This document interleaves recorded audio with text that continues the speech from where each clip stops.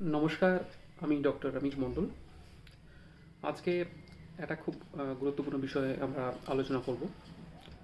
বিষয়টি হলো, যখন আমরা বাড়িতে কেউ সিদ্ধান্ত নিই যে কোনো চার পেয়ে কোনো প্রাণীকে বা কোনো পাখি ইত্যাদিকে পোষ্য হিসেবে রাখবো। তো মূলত আজকের আলোচনাটা কুকুর বা বেড়ালকে বাড়িতে নিয়ে আসার আগে, ধরুন আপনি একদম নতুন একজন পেট প্যারেন্ট হতে চলেছেন। আহ, সেই অবস্থাতে কোন কোন বিষয়ে গুরুত্ব দেওয়া উচিত এবং সত্যি সত্যি দেখা উচিত যে আপনি বা আপনার ফ্যামিলি সত্যি সত্যি ওই একটা দায়িত্ব, লাইফ টাইম যে কমিটমেন্ট, সেটা আপনি নিতে পারছেন কিনা, বা তার সম্পর্কে একটা আইডিয়া।